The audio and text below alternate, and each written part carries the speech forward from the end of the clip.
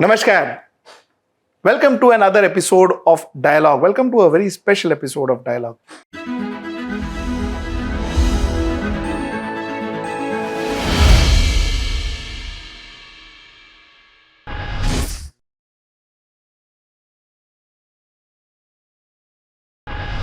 Now, last time, Raju and I spoke about India against corruption, spoke about Anna Hazare and Raju Parulekar. There were series of mails, series of a lot of people, viewers, writing into me that I should get you back. So here you are, Raju. Thank you so much for coming back. Thank you so much for coming back, Raju. And let's talk about a different subject today. Yeah. You know, people, they say, yaar, democracy nahi hai India mein. Democracy is over. Democracy khatam ho gaya India mein. Are these guys overreacting or is there a fact? Absolutely not. They are not overreacting. In India, there is no democracy. Nobody, no institution, no independent institution or even Prime Minister office follows a rule of law and constitution. See, first thing is, नया संसद भवन का उद्घाटन हुआ. राष्ट्रपति जी को बुलाया. She is commander-in-chief of 3 armed forces. There are so many pujas happen in this regime. Means सरकारी पूजा. Means government अपना कोई उद्घाटन करती है, पूजा करती है. मंत्र, श्रुति, स्मृति, पुराण सब यूज करती है. They use everything. Brahmins, those Sengol. Sengol is not, I am not stretching that Sengol thing, ना. Sengol का कोई मतलब नहीं है. अब सिर्फ मुकुट बचा है. Am I right? तो वो क्यों लगा तुमको कि why do you think that I am stretching this? नहीं, मतलब I'm telling you, you're stretching it is because president को नहीं बुलाया, गलत है, because शायद president को इसलिए बार नहीं बुलाया है. नहीं, president, अपन ये इसके बारे में बात करते हैं. Let's talk about this particular incident. ठीक है ना? ये इंसिडेंट में प्रेसिडेंट को इसलिए नहीं बुलाया, शायद I am willing to accept that शायद the spotlight should be on the prime minister. Prime minister didn't want the spotlight to be taken away from him. इतना I agree, but then to say that for other reasons that because she was Do you think that she is capable to divert that spotlight from prime minister to her? See, because of her designation will warrant that, na? The fact that she is the president of India. The whole Godi media is with PMO, with prime minister. Any phone call from PMO is a final verdict for any Godi media, any of the media person. So any clerk, it means I don't know who is that clerk, but people know his name also. He call anybody, any editor in chief, even owner of the media, and media house will immediately change the line and line according to the guy. Chalo, छोड़ो ना. Let's talk about democracy. This is one pillar of democracy is already media is already means completely crushed. And now about second pillar. So administration, judiciary, parliament, which one you want to discuss? No, let's first discuss judiciary. Yeah. हाँ, ये थोड़ा interesting discussion होगा. Okay. Now judiciary में अब you have a very strong-headed judge called D.Y. Chandrachud, who is the Chief Justice of India. Is the judiciary still under the control of the government? See, I'm not I don't want to talk about his image or what he writes outside his court or what he speaks. But उसने किया क्या? अपने honourable chief justice के regime में personal liberty के नाम पे अर्णव गोस्वामी को 1 दिन में छुट्टी मिल गई, बेल मिल गया. And Umar Khalid is still they are in the jail. There are number of people they are in jail. Sanjeev Bhatt is in jail. Bail नहीं, ट्रायल ही नहीं शुरू हुआ है कई लोगों का. Even Bhima Koregaon. Every time they give, कोई कुछ ना बहाना बनाते हैं. They give date, they postpone. And the Adani का कुछ रहेगा तो दैट हिंडनबर्ग वाला केस. तो every bench try to hide themselves from confronting the government, Adani's, or any party who is supporting this regime. So judiciary, for me at least, Honorable Chief Justice, with all due respect, is not functioning, dysfunctional. Absolutely, judiciary is dysfunctional. और कभी कभी तो लगता है कि ये chief justice आया कुछ होगा, तो बाद में पता चलता है कि पहले वाला ठीक था. ऐसे मैंने आफ्टर चीफ जस्टिस मिश्रा, दीपक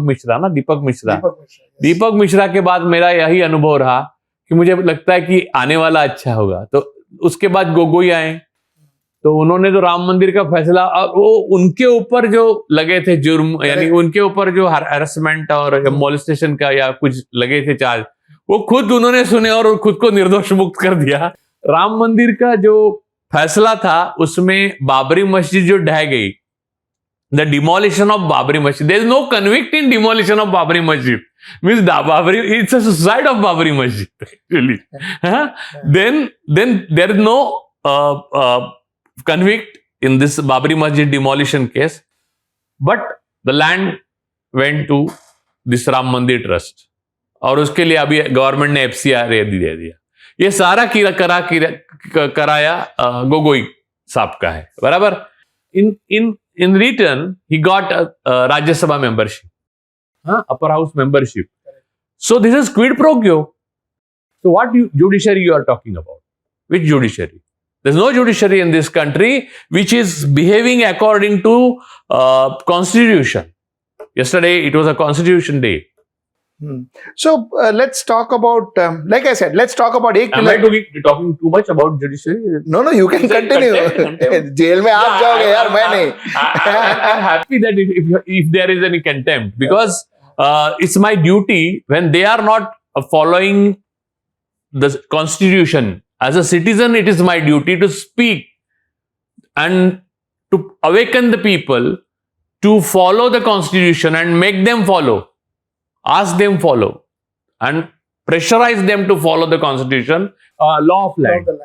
वो स्ट्रिक्चर करते हैं. यानी आप आए, if you are from Shiv Sena Uddhav, and the other guy is from Shiv Sena Shinde, तो शिवसेना शिंदे को डांटेंगे कि क्या कर रहा है आप, इतना दिन हो गया, 15 दिन हो गया, 20 दिन हो गया, ये हो गया. आप that case, you know that extension of ED director case. Yes. They extended deadline and deadline of deadline again. And Shinde को ये गलत कर रहे हो, ये टाइम नहीं है, नहीं तो पेपर में सब छप के आता है कि शिंदे गुट को बहुत बड़ी डांट कोर्ट की तरफ से. And ultimately when you see the decision, तो डिसीजन आता है कि यही सही है, ना खाता ना बही, लेकिन सरकार के पक्ष में वही सही. Let's go to the next pillar. Okay, let's go to media. What is your opinion about media? Which media? Media is dead. We are media, but we are a person. Means as an institution. Raju, fair banu. Yeah.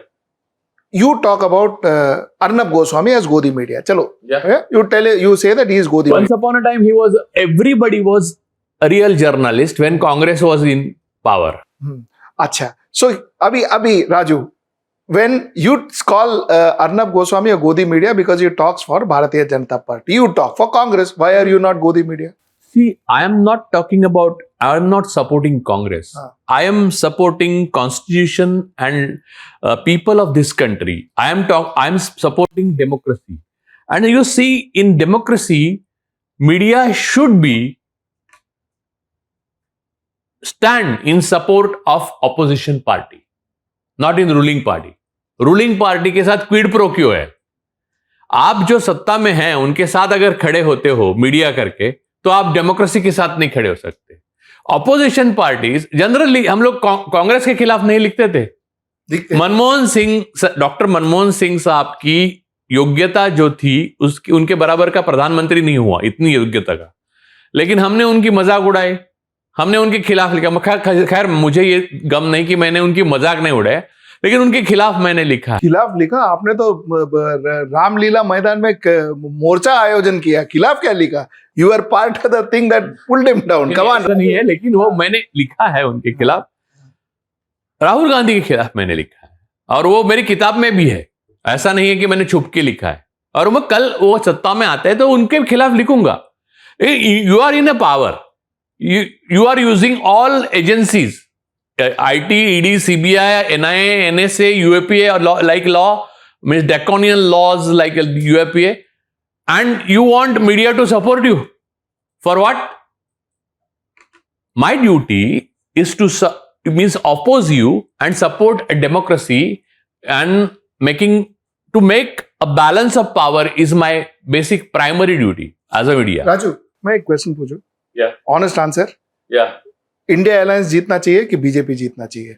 No, I don't know कौन जीतना चाहिए। जीतना कौन चाहिए? What? Don't घुमा मत answer को, सच्ची बता। You tell me, India alliance जीतना चाहिए कि बीजेपी इसमें एक जीतना दिक्कत चाहिए? क्या है मालूम है? इंडिया अलायंस और इंडिया में बोलना स्ट्रेट आंसर देना। अरे Give me answer ना। पूरी बात तो बता, मुझे तो मैं देता हूँ आंसर, Okay. पहले उसका लॉजिक तो बताता हूँ। मुझे नहीं पता कि इंडिया अलायंस में आखिर तक कौन रहेगा। हाँ, जिस दिन इलेक्शन होगा उस दिन इंडिया अलायंस होगा भी नहीं होगा नहीं मालूम। पहली बात, एनडीए का तो बच्चे लोग हैं, बाकी एनडीए को, बीजेपी को एनडीए की जरूरत नहीं है। ये दिखा हुआ है, ये नेपथ्य है इनका। And there is a showroom to show the international community that we are democracy. Okay, that's why we are NDA. उनको कोई जरूरत नहीं है। The problem is I am with opposition. हर 5 साल में सत्ता बदलनी चाहिए, ये मेरा लॉजिक है। सो if you are talking about the India alliance which is in existence now, means वो तब तक रहे, then I am supporting India alliance openly because I am against the ruler. What you are trying to say is, you are trying to say that media, and I agree to you, media should always be a watchdog, and to be a watchdog you cannot be part of the system, you have to be viewing system from outside. I completely agree to you. Yeah, alignment with the government is not media job. So to that extent, I have absolutely nothing to say. And yeah, what you're saying makes a lot of sense. Now tell me, Raju, एक बात बताया, you know, ये concept जो है ना कि Bharatiya Janata party democracy को खत्म करेगा और कोई आएगा तो डेमोक्रेसी वापस आएगा, यू एक्चुअली थिंक, आपको एक्चुअली लगता है कि कोई और पार्टी आएगा तो डेमोक्रेसी एकदम पहले जैसा हो जाएगा, दूध की नदियां बहेगी वगैरह वगैरह, ऑल दैट विल हैपन? पहले भी दूध की नदियां तो नहीं बह रही थी, हम भी खरीद रहे थे दूध तब भी। लेकिन द थिंग इज, अभी ये बहुत मुश्किल सवाल है। आज अभी तक जो सवाल पूछे उसमें से सबसे मुश्किल सवाल ये है, क्योंकि मुझे भी कभी कभी ये लगता है कि अब ऑपोजिशन में they are suffocated, so much anger, rage is there, कि वो सत्ता में आएंगे ना तो वो ये भी सोचेंगे, साला मीडिया तुम लोग दब रहे थे ना, हमारे पास सामने क्यों नहीं दबते, दबाओ। तो वो दबाव फीलिंग है ना, वो everywhere in the means is in the air now, it's venomous, so these are toxic. So I don't hope, means you are right, you are absolutely right, if you, even if regime change, तो I'm not sure कि अभी कोई party में आएगा तो वो पहले जैसा बिहेव कर सकेगा 2014 से पहले। आई डोंट, क्योंकि पावर का अपना एक प्रॉब्लम है। पावर का प्रॉब्लम आपको पावर टॉक्सिक भी बनाता है, it makes you more corrupt, that is one problem. The another problem is, आप एक कॉन्सेंट्रेशन कैंप से बाहर आ रहे हो तो आपको लगेगा ना, जिन्होंने कॉन्सेंट्रेशन कैंप में डाला उनको कॉन्सेंट्रेशन कैंप में डाल के और जुर्म करो। तो ये डर तो है, लेकिन इस डर का उपाय ये नहीं कि इनको ही चलाने दो। So you are saying that ये ऐसा जरूरी नहीं है कि everything will change, things may be as, which is what even I believe. So Yeah. you know, Revenge, the cycle of revenge will come back to them, means those who have started. so let's talk about executive. Let's talk about executive. We spoke about judiciary, we spoke about media. Let's come to now more serious topic like executive. Raju, I want to ask you a question. ठीक है, we all say raid हमारे पे भी हुआ था. We all say that central agencies comes raids for whatever reason because the government says so. Do you blame the central agency or do you blame the system? It's a very crystal clear code of conduct of Nuremberg trial, 1946. according to Article 4 of 1946 Nuremberg trial, this decision, आप किसी भी तरह से आपका defence ये कहकर नहीं कर सकते कि ये मुझे सुपीरियर का ऑर्डर था। ये इस बात पर फील्ड मार्शल विलियम काइटल को फांसी चढ़ाया गया। You know, yes, field marshal William Keitel का साइको एनालिसिस में आया कि उसका स्पाइन तो जेलीफिश जैसा है, देयर इज नो स्पाइन। तो William Keitel he was executed on this basis because he said कि मैंने कोई क्राइम कमिट नहीं किया। Hitler Fuhrer's, it was a Fuhrer's order, so I have to follow, he was my boss, I am in military. So सीधा ये है। पहली बार यानी फर्स्ट वर्ल्ड वॉर में एक्सेप्ट किया गया था ये, लेकिन पहली बार इन न्यूरेमबर्ग ट्रायल वर्ल्ड वाइड दुनिया ने यह एक्सेप्ट किया कि आप क्राइम अगेंस्ट ह्यूमैनिटी करते हो या क्राइम अगेंस्ट डेमोक्रेटिक पैटर्न या स्ट्रक्चर या आपकी कॉन्स्टिट्यूशन उसके करते हो, तो कोई भी अधिकारी किसी भी लेवल का हो, वो ये कहकर अपना बचाव बाद में नहीं कर सकता अगर फेयर ट्रायल हुई तो कि it was my superiors order. So आप ये कहेंगे कि ये IT, ED, CBI के ऑफिसर्स थे, उन्होंने सुपीरियर्स के ऑर्डर थी, इसलिए सुपीरियर्स के ऑर्डर थी, your conscious is more important than your superior, your conscious, your humanity, your human face is more important than your superior. Your superior can be devil, your superior can be demon. So you demonic orders you are following and you're saying they are responsible. Means this is a hypocrisy par excellence. Raju सुन ना, बोलना easy है, ठीक है ना, it is easy to say, but मैं एक बात बता, as far as police is concerned, for instance, okay, what power does a police have? वो पुलिस का ट्रांसफर, प्रमोशन, आजकल तो सुना ने तो जेल में भी डालते हैं पकड़ के रिटायरमेंट के बाद। क्या पावर है एक पुलिस को? मैं बताता हूं। नहीं, एक minute, let me complete my question. आप ये सोचते हो कि भाई ठीक है, they should have spine, I also believe that you should act for your democracy, that's what you are supposed to do, but you don't have the judiciary supporting you. अगर कल वो कोर्ट में गया तो court, it is not necessary that the court will stand by them and saying that अरे बाबा you showed spine, you fought for your democracy, you stood by your democracy, so I am standing by you. Court भी नहीं करेगा तो ultimately क्या होगा? 36 साल jail. This Nuremberg trial Article 4 is applicable for judges also, and they were also executed in Nuremberg. You remember, means वो जो जजेस ने ये कहा ना, उनको भी फांसी दिया गया। ये भी बात है, एक बात, एग्जीक्यूटिव एंड जुडिशरी को डिफरेंट नहीं है, तो बात वो अलग है। लेकिन आप जो बोल रहे हैं कि पुलिस को क्या अधिकार है, मैं बताता हूं क्या अधिकार है। एक छोटा आदमी टैक्सी वाला हो और गाड़ी ठोक दे और पुलिस थाने में शाम को उसको लेके आए हवालदार लोग, तो वहां का थानेदार, हवालदार वो क्या बिहेव करेंगे आपको मालूम है ना? अरे यहां से शुरू होगा, बराबर ना, यही लाइन रहेगा ना।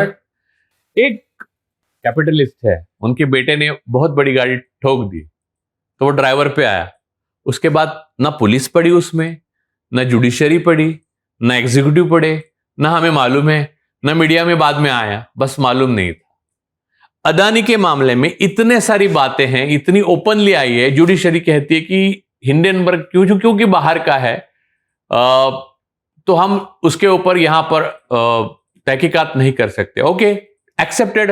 देन न्यूयॉर्क टाइम्स के रिपोर्ट पे आप प्रबीर पुरकायस्थ को अंदर रखे हैं, वो कौन सी रिपोर्ट पे रखे हैं?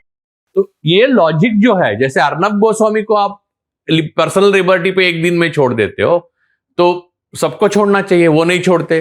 तो न्यूयॉर्क टाइम्स ने हिंट दिया था, वो ऐसा भी कुछ लिखा नहीं था। Hindenburg report is a very detailed means transaction to transaction account of his sins, and he is enemy of the people of this country, and he is a partner in crime with the government, and even then you are not taking cognizance of that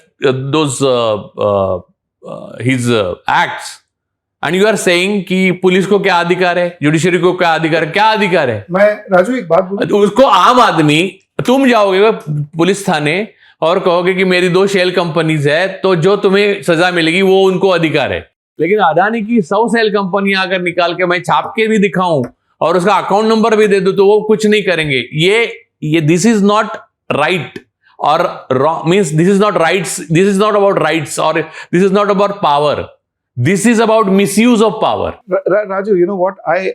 You know why I'm stopping you and I'm questioning you is because देखिए क्या होता है कि हमारे में एक आदत लग गई है कि जो भी हो हम बोलेंगे वो गवर्नमेंट ने किया है, वो गलत है, ये वो पुलिस क्या कर रही है, पुलिस वो ये हमारे में एक आदत लग गई है। बिकॉज क्या होता है फिर हमारा जो मंकी है, हमारे सर पे जो प्रॉब्लम हो हम किसी और के सर पे डाल रहे हैं और हम लोग बाहर से हम लोग क्लीन बनते हैं। मेरा क्वेश्चन ये नहीं है, मेरा क्वेश्चन ये है, आपने एक क्वेश्चन पूछा, एक गाड़ी अगर ठुकता है, एक बड़े आदमी का गाड़ी अगर उसके बेटे ने गाड़ी ठोक दिया तो शायद उसको पुलिस ही निकालेंगे, शायद चांसेस है। I am saying it police घर तक छोड़ के आएगी, उसको थम्स अप मिलेगा पुलिस को और वो लड़का तो दिखेगा ही नहीं बाद में। चलो ये पॉसिबिलिटी है, इसका मैं डिनायल नहीं करता। वो पुलिस क्यों करती है? वो पुलिस इसलिए करते हैं बिकॉज वो इंस्पेक्टर को कमिश्नर से फोन जाता है कि ये भाई ये आदमी है, उसको संभाल के लेना, उसका निकाल देना।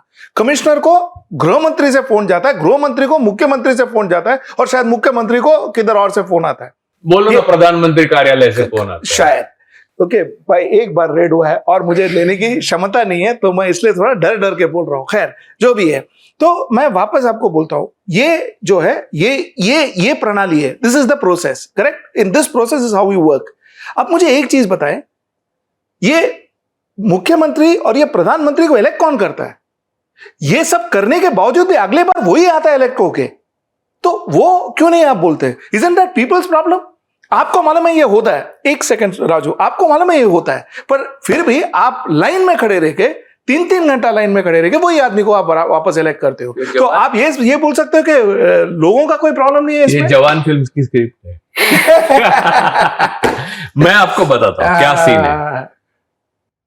आफ्टर 2014 तक मुझे नहीं लगता है कि इलेक्शन में फ्री एंड फेयर कुछ नहीं हुआ। ऐसा नहीं, क्योंकि इंदिरा गांधी तक हारी थी, क्योंकि मैंने बोला कि इंदिरा जी का जो अनुशासन पर्व जिसको विनोबा भावे ने कहा था, वो जो इमरजेंसी थी, आपातकाल था, उसमें बहुत लोगों को जेल किया गया, बहुत लोगों को तकलीफ भी हुई, लेकिन उसमें हिंदू मुस्लिम एंगल नहीं था। दूसरी बात, उसमें ये नहीं था कि डेमोक्रेटिक थॉट नहीं था, क्योंकि इंदिरा जी ने ही खुद इमरजेंसी को उठाया और निष्पक्ष चुनाव लिए गए। और निष्पक्ष इसलिए क्योंकि वो इंदिरा खुद हार गई, उनका बेटा हार गया। यानी ऐसा नहीं कि उन्होंने चुनाव आयोग पे दबाव डाला। आज चुनाव आयोग की स्थिति क्या है? चुनाव आयोग की स्थिति मुझसे बेहतर, आप अगर उद्धव ठाकरे जी का इंटरव्यू ले ले तो आपको पता चल जाएगी। वो हर काम सुलझाने के लिए चुनाव आयोग के पास जाते हैं तो उलझ के घर आते हैं, फिर कोर्ट में जाते हैं। ये काम वो कंटिन्यूअसली कर रहे हैं, वो कर रहे हैं, आप पवार भी कर रहे हैं और भी कर रहे हैं, देश में कई लोग कर रहे हैं। तो चुनाव आयोग, राहुल गांधी ने किसी का भी नाम नहीं लिया और पनौती बोला तो उनको नोटिस गया, लेकिन राहुल गांधी को प्रधानमंत्री ने मूर्खों का सरदार बोला, उसके लिए कोई नोटिस नहीं गया। ये क्या निष्पक्षता है? तो हम चुनते हैं, वो बात आप 2014 तक की कह रहे हैं। 2014 के बाद हम चुनते हैं कि नहीं, हमको ही नहीं मालूम। हम वोट किसी और को देते हैं और बटन कहीं और दबता है। एक मिनट, इसके लिए मैं नहीं मानता कि वो मशीन दोषी है। मशीन को हम बाजू रखते हैं। मशीन के पीछे जो चुनाव आयोग है, there is a election commission institution which is a constitutional body, they are not preventing people from malfunctioning this things. This examples मैंने जो दिए वो दिखाते कि उनकी निष्पक्षता जीरो है। तो कहां की फ्री? मैं कितना भी बटन दबाता रहूं, वहां लाइट दूसरा लगता रहे तो मैं क्या करूं? और मैं ये बोलूं तो बोलेंगे आप बाहर चलिए, पीछे लोग हैं, अभी हो गया। तो बाहर साथ में वो स्लिप भी आती है, वो चुनने आप एक उसमें सुविधा है ईवीएम में, वो स्लिप आप गिन सकते हो। तो 5-6 दिन लगेंगे। चुनाव आयोग के कमिश्नर क्या कहते हैं मालूम है? He is appointee, so of course वो कहते हैं कि 5-6 दिन लगेंगे ये सब करने में पूरे देश के लिए। अरे यार 5 साल हम झेलेंगे, उससे अच्छा 5-6 दिन चुनो ना, गिनो 5-6 दिन, क्या फर्क पड़ता है? और ये बात ना कोई उनको कह रहा है। ऑपोजिशन क्या करती है? कुछ भी होता है तो राजघाट पे जाके बैठती है, काला फीता बांधती है, यानी हैदराबाद में कहते तो काला फीता बांध के बैठे हैं। तो ये एक रूल हो गया, बाद में हवा पे। तो मेरे वोट की कीमत है और मेरे वोट से कुछ बदलेगा ऐसा विश्वास, आत्मविश्वास जो पहले मुझ में था वो आज मुझ में नहीं है। बट राजू, ये बात बताना कि नरेंद्र मोदी पॉपुलर नहीं है, या नरेंद्र मोदी का पॉपुलैरिटी कुछ कम हुआ है, या नरेंद्र मोदी का पॉपुलैरिटी नहीं है और वो वैसे ही आ गए, ये भी गलत होगा। मैं एक बात Because बताता हूं, एक मिनट, नहीं, मैं correct गलत complete नहीं, करने यहाँ देना, मैं रोकना question चाहता complete हूँ। करने मैं देना, बोलता हूँ, ठीक है। YouTube पे जाके देखिए नरेंद्र मोदी जी की मन की बात की जो क्लिक्स है उसको गिनिए, और राहुल गांधी के किसी भाषण का सुनिए, उसमें फर्क देखिए। आप मुझे नंबर्स बताइए और कहिए कौन पॉपुलर है। यू नो, मेरे को मैं ये चैलेंज करता हूं। मैं एक चैलेंज फिर और एक करूं। आप राज ठाकरे का कोई भी यूट्यूब देखे और कोई किसी और का देखे, राहुल गांधी का देखे, नरेंद्र मोदी का देखे, राज ठाकरे को ज्यादा व्यूज मिलता है। उसका मतलब ये नहीं कि राज ठाकरे कल प्रधानमंत्री बन सकता है। Raju, my point of view is this. See, मैं आपसे नहीं, लेकिन प्रधानमंत्री बनने की बात अलग ही है, क्योंकि प्रधानमंत्री हमारे यहाँ प्रेसिडेंशियल चुनाव तो होते नहीं है। तो नरेंद्र मोदी की पॉपुलैरिटी सिर्फ इसी बातों पे दरती है, नहीं तो उनके 60% जो फॉलोअर्स हैं ट्विटर पे वो रियल नहीं है। ये ट्विटर नहीं कहा था, अब एक्स हो गया उसका नाम, लेकिन तो बात यह है कि यहां पर ऐसा पॉपुलैरिटी ऐसे नहीं ना, प्रेसिडेंशियल सिस्टम होती, if there is a presidential system you can say ki he is popular than this person, politician. We count the number of this parliamentary, in parliament we count the number of MPs, and then if they choose their leader X person, Y person, कल अगर BJP के सारे सांसद बोल दे कि हमें राजनाथ सिंह चाहिए प्रधानमंत्री, तो राजनाथ बनेंगे। पॉपुलर कौन है वो नहीं देखा जाएगा। So that is again means ये जो बाकी चीजें हैं, हमारे पास इतना ही है, यूट्यूब, ट्विटर, इसी से देख सकते हैं, बाकी नल एंड वर्ड ही है। Raju, let's get to the last section, or that is the section that you would like to talk about. I'm sure is the legislature. Okay, we covered judiciary, we covered media, we covered executive to a very major extent. Let us go to let's go to legislature. 2014 से के बाद और 2014 के पहले, you think has there been a change? Genuinely? Yeah. What are the changes you think happened? Adani के खिलाफ जो बोलता है वो बाहर हो जाता है संसद से। एक जमाने में बहुत सारे ऐसे नहीं, एक जमाने में नहीं, बहुत कैपिटलिस्ट हो चुके हैं, लेकिन टाटा के खिलाफ बोला इसलिए हर कोई, यानी राहुल गांधी से लेके महुआ मैत्रा तक सब ऐसे कोइंसिडेंस तो नहीं है, ये कुछ ना कुछ होके जाते हैं, और ये भी सब फेक रीजन, क्योंकि राहुल गांधी वापस आ गए, महुआ मैत्रा इलेक्शन जीत के फिर वापस आएगी, बस ये 6 महीना अडानी के खिलाफ नहीं बोल। तो लेजिस्लेशन के बारे में पहले ये था कि हो सकता है कॉर्पोरेट हाउसेस का इंटरफेरेंस हुआ करता था, क्योंकि उनके पास पैसे है, मनी है। Now corporate house is not influencing legislator. Corporate houses are actually ruling. They are oligarch. They are not cronies. Adani is an oligarch. He is handling each and अब वो एरोस्पेस का भी उसको कॉन्ट्रैक्ट मिल गया, तो जमीन, port, airport और आकाश सब उसके अंदर है। यानी ऐसा तो मैंने सिर्फ वो भगवान शिव या अवतार के बारे में पढ़ा था कि ऐसा सब कब्जे में जिसके है वो, उसके बाद अडानी है। और वो सारी फेयर जो टेंडर की प्रक्रिया है, यानी एन नंबर ऑफ थिंग्स, मैंने रूल बुक अगर देखो तो हर रूल बुक को, नियम को ही बदल दिया। अब उसको आप यही नहीं कह सकते कि नियम का पालन नहीं किया, क्योंकि नियम बदल ही दिए पहले ही गवर्नमेंट ने। राजू, मेरे को I want to get into more specific. 2014 में भी, जो 2014 के पहले भी बहुत कुछ हुआ था। मतलब ऐसा नहीं कि ब्राइबरी नहीं था, ऐसा नहीं कि क्रोनी कैपिटलिज्म नहीं था, ऐसा नहीं कि किसी भी देश में नहीं होता। सो एग्जैक्टली आप क्या बोल रहे हो? 2014 के बाद एग्जैक्टली क्या हुआ है? 2014 के बाद भ्रष्टाचार कई गुना बढ़ गया, भ्रष्टाचार का टाइप ही बढ़ गया। यानी पूरा का पूरा देश का 70% जो पब्लिक सेक्टर है वो एक आदमी अंडर अपने हाथ के अंदर ले लेता है, पैसा लगाता है। आपके LICs, SBI, आपकी बैंक के पैसे रखे हुए कॉमन मैन के पूरा अंडर कर लेता है। और फैसिज्म इतना पावरफुल है कि आप उसके खिलाफ बात भी नहीं कर सकते।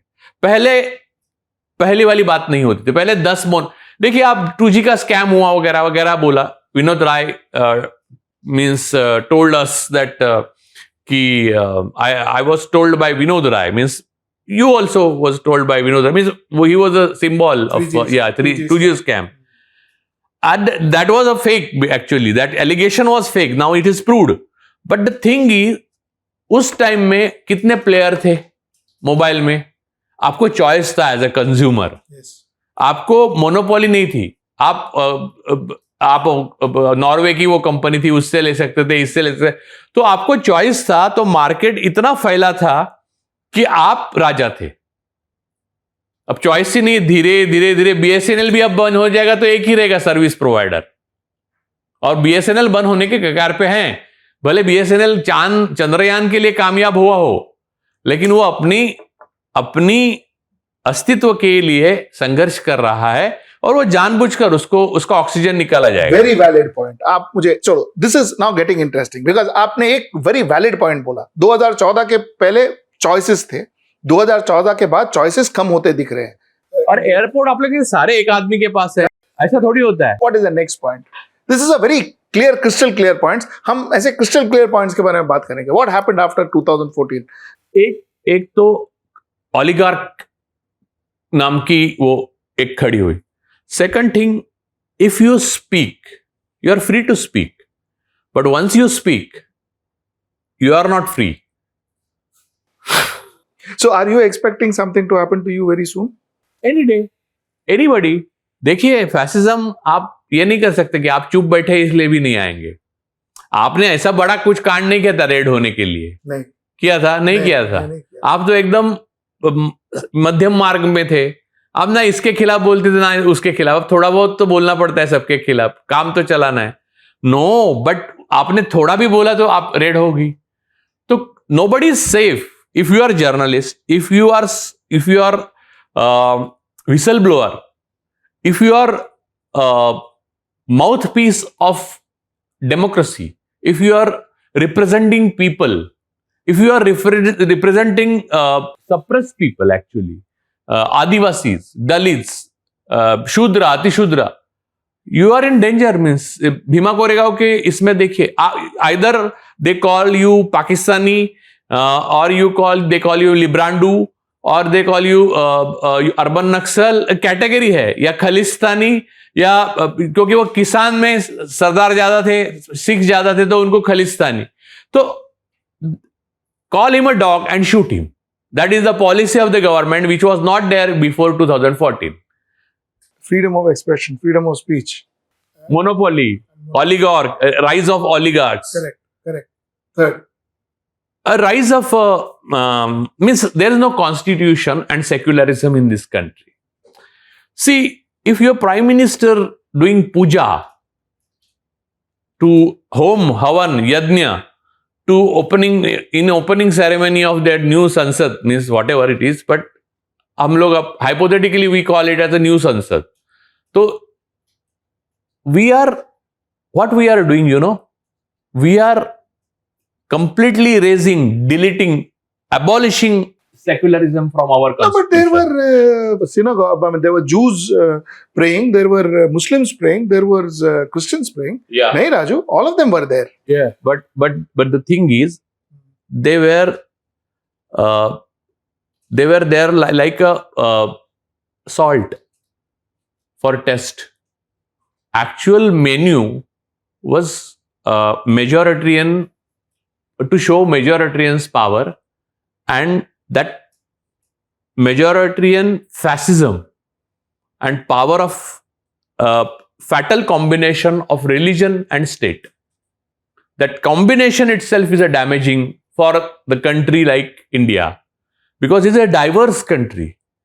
यहां पर इतने धर्मों के लोग रहते हैं. इतने धर्म नहीं है यार, जातियों के लोग रहते हैं. हिंदू कोई धर्म नहीं है. मैं 10 बार पिछली बार भी बोला, हिंदू नाम का कोई धर्म नहीं है. ब्राह्मण धर्म है, बाकी जातियां हैं. This is Brahminism. ये होम हवन यज्ञ करना ब्राह्मणिज्म है. भले प्रधानमंत्री अपने आप को कुछ भी कहें, ओबीसी कहें, कुछ भी कहें, लेकिन whatever he is doing for Brahminism. That is RSS. And वो जो कर रहे हैं वो नींव है, उसके ऊपर संविधान नहीं होता है.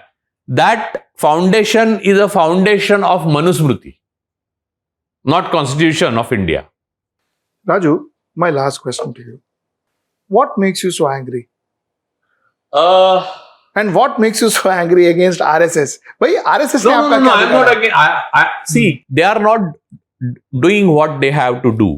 Who, They are RSS? not, yeah. The RSS and their representative and auxiliary structure represent the organization, those who are representing Rashtriya Swasthya Sangh, means BJP also, and anyone. They are, what they are doing, they are damaging this beautiful country. I am not angry against them. Whoever do this, I am angry against him. Because I love my country. I love my nation. And my country means my countrymen. 140 crore. मेरे country का मतलब, मेरे देश का मतलब भाजपा नहीं है, मेरे देश का मतलब हिंदुत्व नहीं है, मेरे देश का मतलब आरएसएस नहीं है, मेरे देश का मतलब मोदी जी नहीं है. मेरा देश है. मैं इजराइल से प्यार करता हूं, लेकिन मैं नेतन्याहू से नहीं प्यार करता, और इजराइल भी नेतन्याहू से प्यार नहीं करता. तो Indian should, every Indian citizen should understand, राष्ट्र सर्वोपरि अगर है तुमको, तो व्यक्ति या संगठन से तुम्हें प्यार नहीं करना है. और मजेदार बात यह है, द पैराडॉक्स इज, आरएसएस में यही पहले दिन सिखाया जाता है. And I am not angry. See, every idealist, every defeated idealist is pessimist. So my pessimism, I have converted my pessimism into passion. So you're a passionately, defeatist idealist? yeah, the idealism is not working. So Every idealism. fair enough. So See, nowadays तो idealism utopia लगता है. It's like a utopia. I am utopian. कि India is a democratic country. All Indians are my brothers and sisters. This is utopia. Absolute utopia. So I am pessimist now. And pessimist person had converted his pessimism into his passion and speaking loudly about errors and rectification, how to rectify those errors, and what is wrong with this country and what is happening in this country. I'm speaking loudly, I'm taking risk. If you are calling this anger, then my anger is justified, and you should accept that anger as your friend's agony.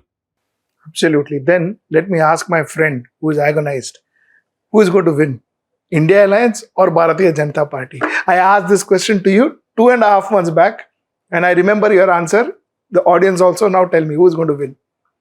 India Alliance in this situation now, I will be able to predict this after 5 states election results. Not because of nothing is depend on that result. उसके बाद that India Alliance, what will happen to that India Alliance, I want to see. If this India Alliance is intact, almost 2-3 parties, I am not sure. Means I told you that Rashtrapati Congress is Adani's party. So I don't, Kejriwal I don't trust absolutely. He's a mirror image of Modi ji.